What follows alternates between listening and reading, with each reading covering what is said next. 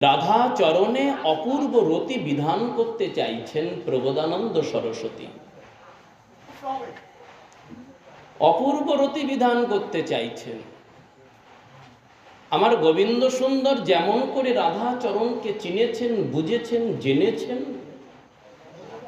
তেমন করেই রাধা চরণকে আস্বাদন করতে চাইছেন প্রবোধানন্দ সরস্বতী। তিনি প্রার্থনা করছেন, আমি কোনো উচ্চকোটির ভগবত পার্ষদ দেহ কামনা করি না, বাসনা করি না। আমি এমন কোনো উচ্চকোটির জন্মও চাই না। আমার অন্তরের একটাই বাসনা, রাধারানী যেন কৃপা করে আমাকে তার শ্রীধাম মধুময় বৃন্দাবনে যে কোনো কুলে জন্ম দেয়। যদি কৃপা করে তিনি আমাকে কৃমিকীটও করেন, তবু আমার সে জনম ধন্য পার্শ্বদ জনমের থেকে। অতুল বৈভব ঐশ্বর্যময় জীবন যাত্রার থেকেও বৃন্দাবন ভূমিতে যদি আমি অত্যন্ত দুঃখেও নিবাস করি, সেটাও আমার কাছে সুখকর। ভক্ত প্রাণের এই যে উচ্ছ্বাস, উন্মাদনা, আকাঙ্ক্ষা, বাসনা, ব্রজভূমিতে জন্ম পাওয়ার বাসনা,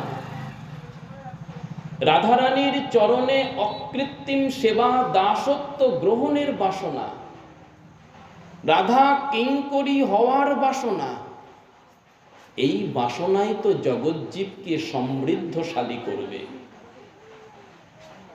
মহাপ্রভু চেয়েছেন কলির প্রত্যেকটা জীব রাধা চরণে দাসত্ব বৃত্তি করুক। কলির প্রতিটা জীব রাধারানীর চরণে দাসী হোক। একটা কথা মনে রাখবেন, রাধার কৃপা বিনা, রাধার করুণা বিনা কখনো জগতের জীব গোবিন্দ ভজনের অধিকারী হবে না। রাধা কৈকর্য জগজ্জীবের সম্পদ।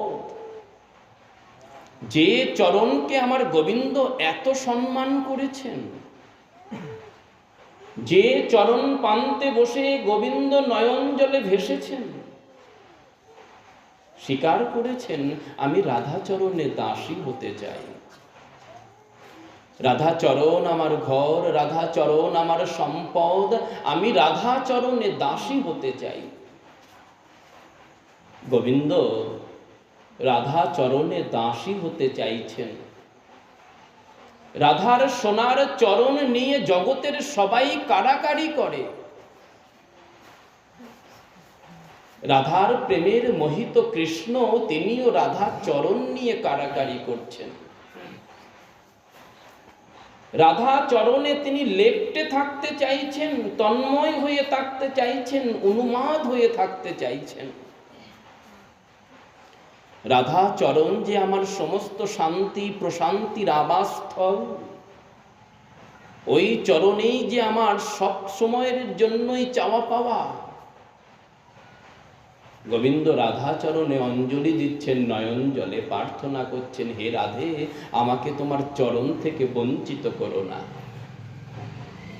আমি তোমার চরণই চাই। তোমার চরণ সান্নিধ্যেই যে আমার হৃদয়ের শীতলতা।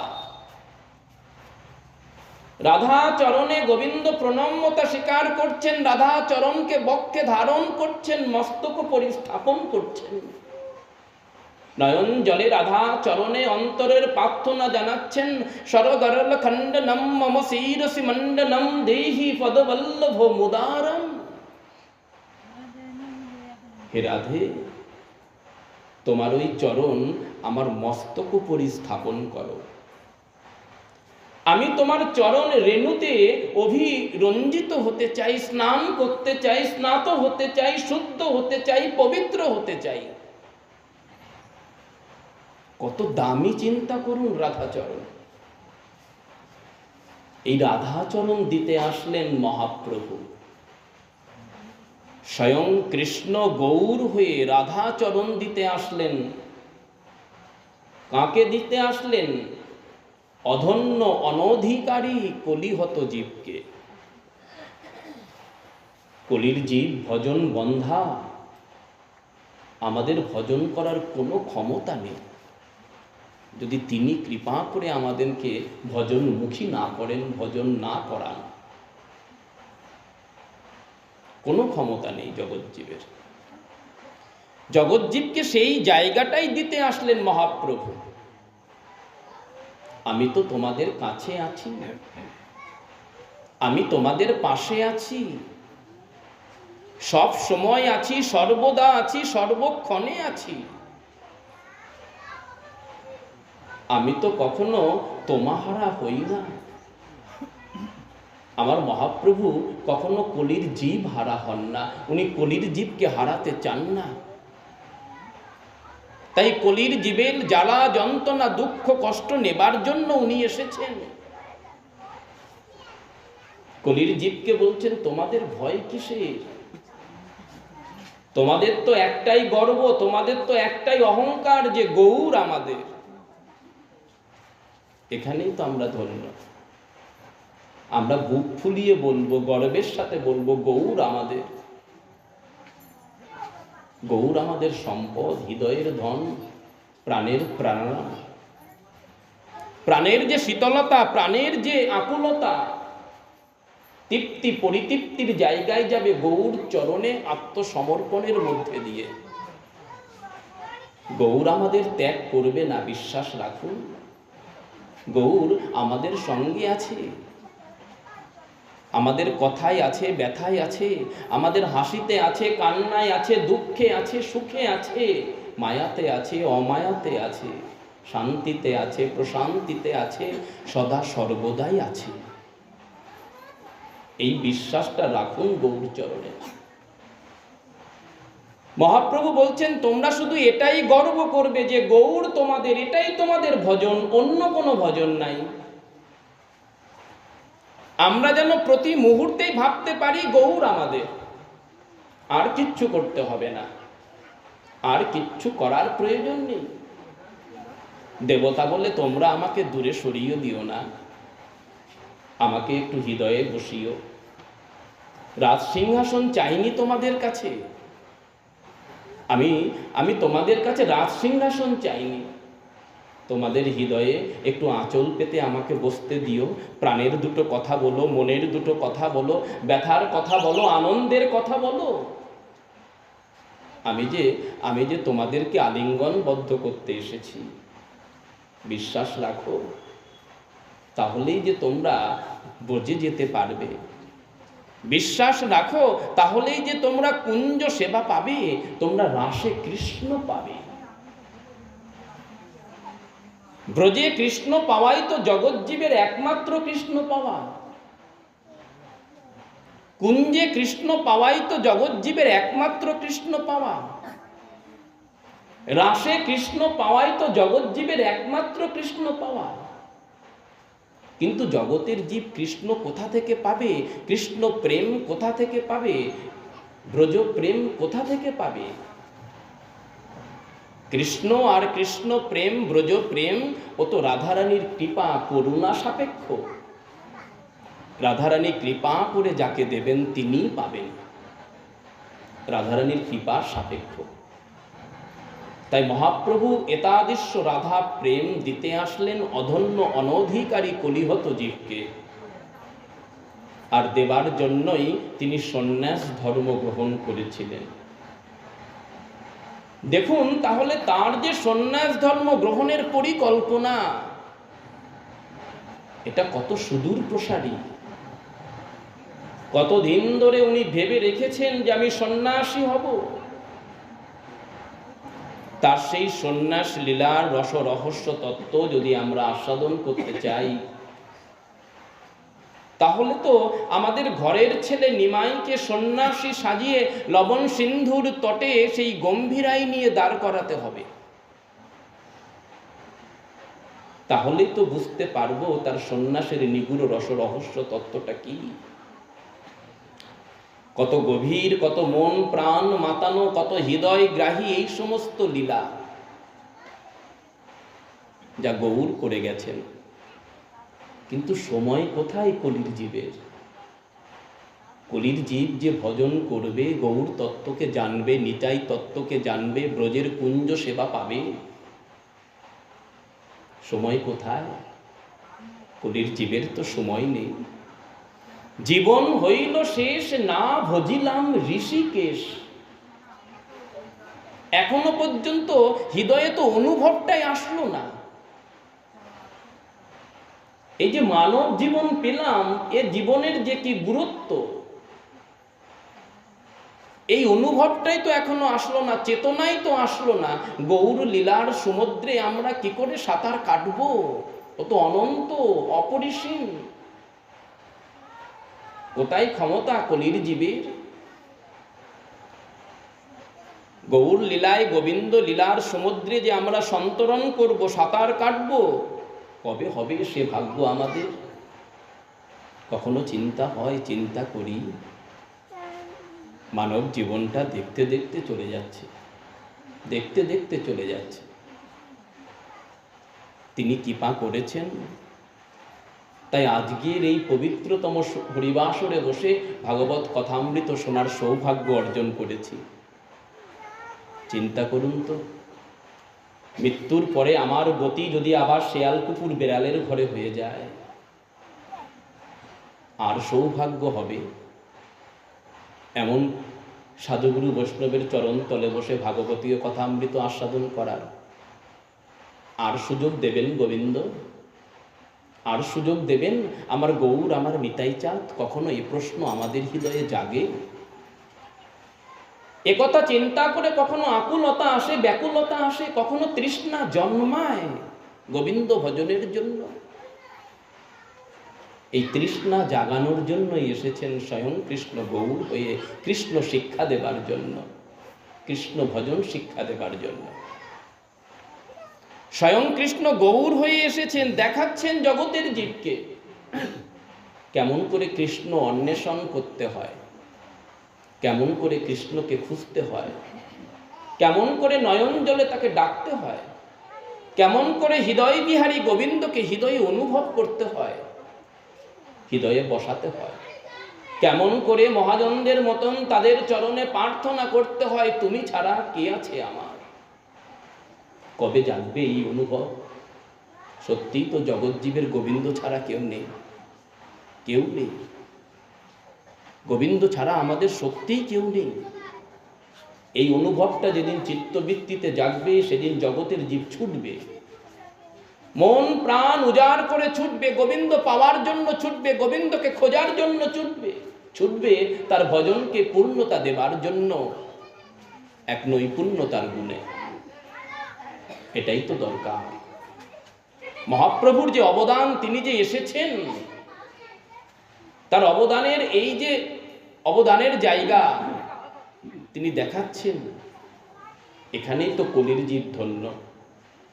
তাই কলির জীবকে গৌর চরণ শুধু পাওয়ার জন্য নয়, কলির জীবকে গোবিন্দ চরণ দেবার জন্য নয়, কলির জীবকে রাধা চরণ দেবার জন্য আজকে মহাপ্রভুর এত বাসনা। মহাপ্রভু জানেন জগতে আমি যে নাম প্রেম প্রচার প্রসার করতে আসলাম, জগতের সবাই এই নাম প্রেম গ্রহণ করবে না। কিন্তু তখনকার দিনের মানুষ আর কিছু করুক না করুক, সন্ন্যাসীকে দেখলে অন্তত নারায়ণ জ্ঞানে একবার প্রণাম করতেন।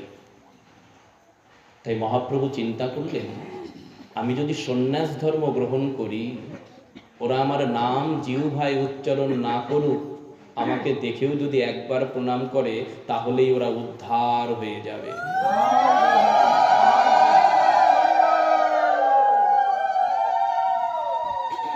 কেশব ভারতীর সঙ্গে মহাপ্রভুর দেখা হলো, তাকে ডেকে নিয়ে আসলেন বাড়িতে, নির্জনে নিভৃতে বসে দুজনা কথা বললেন। এখান থেকেই শুরু হলো প্রভুর সন্ন্যাস গ্রহণের পরিকল্পনা, সন্ন্যাস গ্রহণের চিন্তা। দুজনে মিলে নিভৃত কক্ষে বসে অনেকক্ষণ গুপ্ত আলোচনা। আলোচ্য বিষয়বস্তু দুজন ছাড়া আর কেউ জানল না। কেশব ভারতী মহাপ্রভুকে দেখে বলছেন, জানো, তোমাকে দেখে মনে হচ্ছে তুমি সুখ না হলে প্রহ্লাদ। এত অপরূপ তোমার রূপ লাবণ্যতা। তোমাকে এক ঝলক দেখেই মনে হচ্ছে তুমি সাক্ষাৎ ভগবান। মহাপ্রভু কেশব ভারতীর সামনে বসে বালকের মতন কাঁদছেন। অবিরত নয়নের বাড়ি ধারায় তিনি বিগলিত হচ্ছেন। শ্রীবিষ্ণু, শ্রীবিষ্ণু, এ আপনি কি বলছেন? এমন কথা বলবেন না। আপনি আমাকে ভগবান বলছেন, ভগবান জ্ঞান করছেন, আমার অপরাধ হয়ে যাবে। দৈন্যের মূর্তি, দৈন্যের অবতার নদিয়া বিহারী। দেখুন কত দৈন্যতা, কত দৈন্যতা। মহাপ্রভুর ভক্তগণের দৈন্যতা প্রধান। যাহা দেখি তুষ্ট হন আমার গৌর ভগবান। সাধু কেমন হবে, বৈষ্ণব কেমন হবে, তার আচার কেমন হবে, তার বিচার কেমন হবে, মহাপ্রভু নিজের জীবন দর্শন দিয়ে বুঝিয়ে দিয়ে গেলেন। মানুষ তার জীবনের ঘাত প্রতিঘাত জীবন দর্শন দিয়েই উপলব্ধি করবে। এই জায়গাটাই তো তিনি দার্শনিক তত্ত্ব উপস্থাপন করলেন। ভক্তি শুধু মেনে নেওয়ার জিনিস নয়, জীবনে আদর্শতার জিনিস, যাকে হৃদয়ে স্থাপন করলে আপনি এক অনাবিল শান্তি প্রশান্তি পাবেন। আপনার জীবন আনন্দময়তায় পরিপূর্ণ হয়ে যাবে। তাই দৈন্যের মূর্তি আমার নদিয়ার অবতার গৌর হরি দেখালেন দৈন্যতা জিনিসটা কেমন,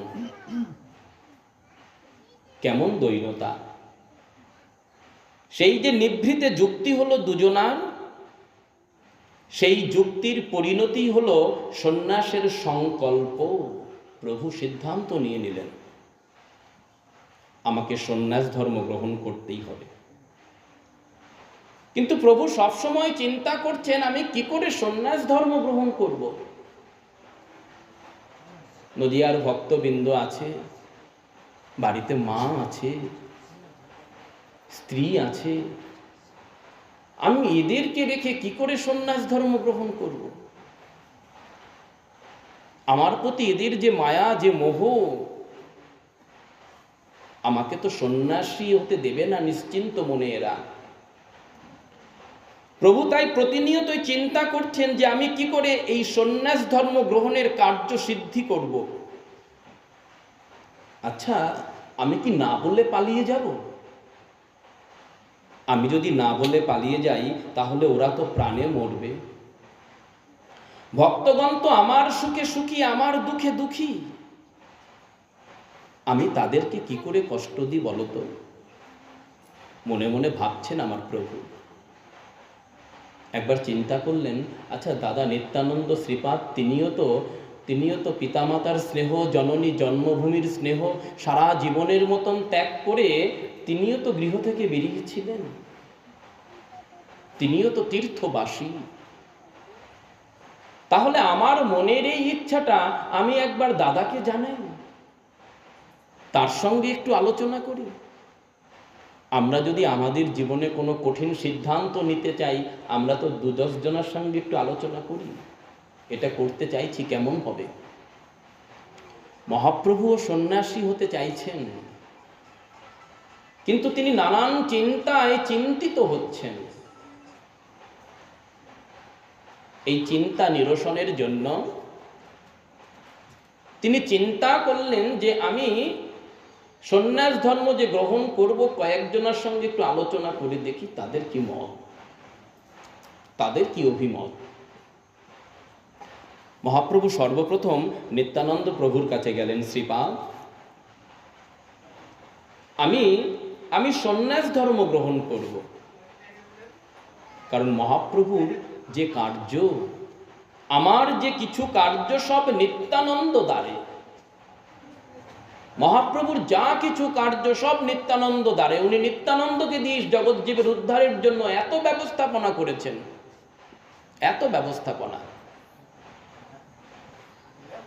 নিত্যানন্দ প্রভুকে বললেন, শ্রীপাদ আমি বেশি দিন এখানে থাকবো না, এই নদিয়ায় আর পারছি না।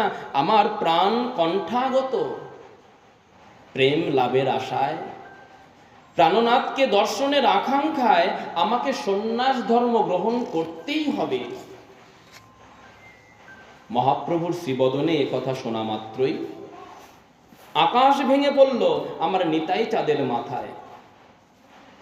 কঠোর বজ্রাঘাত, এ আমি কি শুনলাম? প্রভু মূর্ছিত হয়ে গেলেন।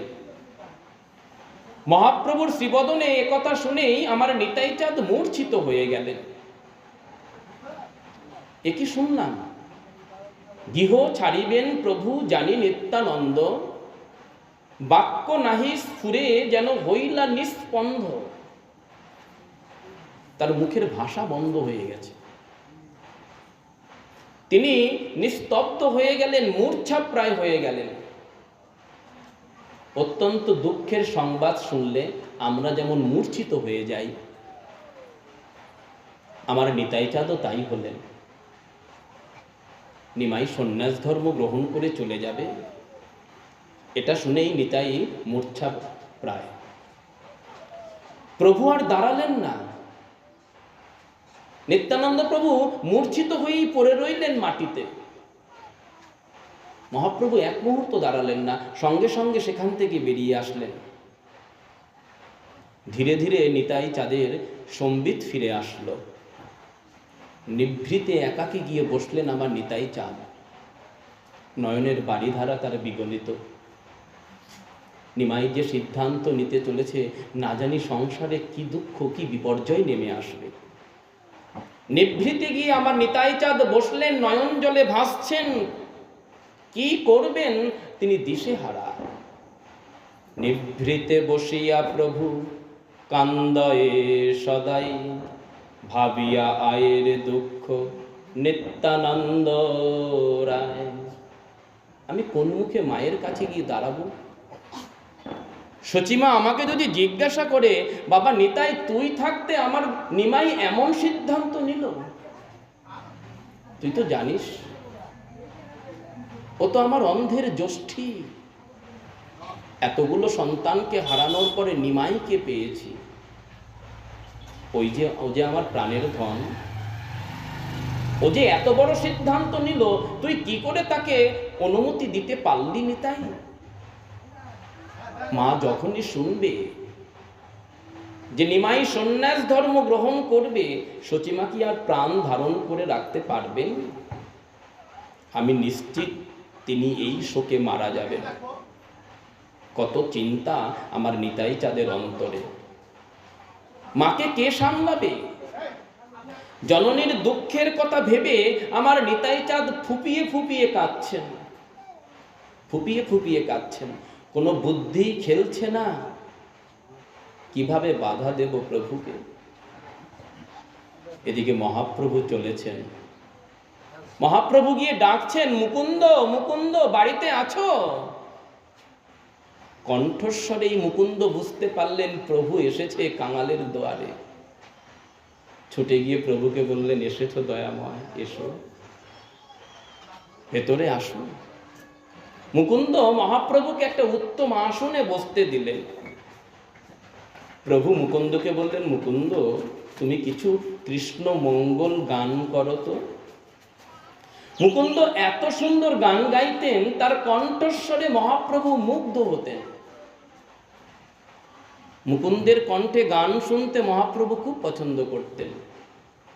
পিক বিনিন্দিত কণ্ঠে মুকুন্দ গান শুরু করলেন। মহাপ্রভু শুনলেন, খুব আনন্দিত হলেন। কিছু পেলে তো কিছু দিতে হয়। এত সুন্দর করে মুকুন্দ গান শোনালো যে মহাপ্রভু খুশি হয়ে তাকে পুরস্কার দিলেন আলিঙ্গন করে। মুকুন্দ প্রভুর আলিঙ্গন পেলেন, স্পর্শ পেলেন, প্রেমে বিহল হয়ে গেলেন মুকুন্দ। মহাপ্রভু বলেন, মুকুন্দ আমি কেন এসেছি তোমার কাছে জানো? কেন প্রভু? বলে, তোমার সঙ্গে আমি একটা যুক্তি করতে এসেছি। আমার সঙ্গে যুক্তি? অধমের সঙ্গে যুক্তি? দাসের সঙ্গে যুক্তি করতে এসেছো প্রভু? এটা মানায়? কি বলতে এসেছো বলো? প্রভু মুকুন্দকে বললেন, মুকুন্দ বাহির হইব আমি, না রহিব হেতা। কি বললে প্রভু? তুমি আর এই ধন্য ধরণীর বুকে, এই নদিয়ার বুকে থাকবে না? শুনেই মুকুন্দ সেখানেই মূর্ছিত হয়ে গেলেন। মূর্ছিত হওয়া শোনাটা আমাদের কাছে খুব স্বাভাবিক। আচ্ছা, কখনো আমরা এমন করে গৌর প্রেমে, গৌর নামে, গৌর গুণ কীর্তনে মূর্ছিত হতে পেরেছি কি? প্রকৃত গৌর ভক্ত যে কেমন হবে এটা গৌর পার্শ্বদের দেখলেই বোঝা যায়, শেখা যায়। মহাপ্রভু তাদের প্রাণের ধন, নিমাই তাদের প্রাণের ধন, পানারাম তাদের প্রাণের আরাম। সেই গৌর আজকে থাকতে চাইছে না নদিয়ায়, যেতে চাইছেন তিনি সন্ন্যাস ধর্ম গ্রহণ করে সংসার ছেড়ে। এটা গৌর ভক্ত হয়ে কোনোদিন মেনে নেওয়া যায়? তাই মহাপ্রভুর এই সন্ন্যাস ধর্ম গ্রহণের সংবাদ শুনেই আজকে মুকুন্দ মূর্ছিত হয়ে গেলেন। ভক্তের দুঃখ দেখি ভক্ত বৎসল, অরুণ করুণ আখি করে ছল ছল। ভক্তই শুধু ভগবানকে পাওয়ার জন্য নয়ন জলে কাঁদে না। ভক্তই শুধু ভগবানকে পাওয়ার জন্য নয়ন জলে কাঁদে না, ভগবানও ভক্তকে পাওয়ার জন্য নয়ন জলে কাঁদে। ভগবানের যতটা চাহিদা ভক্তের, তার থেকে ভক্তের যতটা চাহিদা ভগবানের, তার থেকে বেশি চাহিদা ভগবানের ভক্তকে পাওয়া। ভক্ত ভগবানকে পেতেও পারে, নাও পেতে পারে। সবার তো সাধন ভজন সমান নয়, কিন্তু ভগবানের কিন্তু দরকার আছে ভক্তকে, যেন তেন প্রকারে ভক্তকে দরকার। মুকুন্দ মূর্ছিত বলেন, এটাই হচ্ছে প্রকৃত ভালোবাসা। ভক্তির অর্থই হচ্ছে মন প্রাণ দিয়ে, 16 আনা দিয়ে তাকে ভালোবাসা। এবার চিন্তা করুন তো, আমরা সংসারে থেকে কি 16 আনা ভগবানকে দিতে পেরেছি? দিতে তো পারিনি। আমরা আমাদের হৃদয়ের প্রেম খানিকটা বাবাকে দিয়েছি, মাকে দিয়েছি, স্ত্রীকে দিয়েছি, সন্তান সন্ততিকে দিয়েছি। তারপরে যেটুকু আছে ছিটে ফোটা, সেইটুকু নিয়েই তো প্রভুর দরজায় গিয়ে দাঁড়িয়েছি, নির্লজ্জের মতন দাঁড়িয়েছি। কখনো চিন্তা হয় যে প্রেম গোবিন্দ চরণে দেবার জন্য আমাদের হৃদয়ে দিয়েছে, সেই প্রেমকে গোবিন্দ চরণে না দিয়ে সংসারের কিছু পচা জিনিসের মধ্যে আমরা বিতরণ করে দিয়েছি।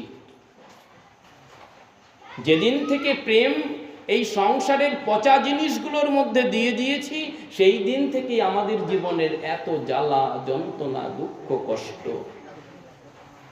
প্রেম যদি হৃদয় থেকে ভাগ হয়ে চলে যায়, যেটুকু ছিটে ফোটা প্রেম হৃদয়ে থাকবে, সেইটুকু নিয়ে গোবিন্দকে ডাকলে কি আর এই পাষাণ হৃদয়ে নয়নের বাড়িধারা বিগলিত হবে? কখনোই নয়। এরা প্রকৃত গৌর ভক্ত, গৌর অন্তর্গত প্রাণ এদের।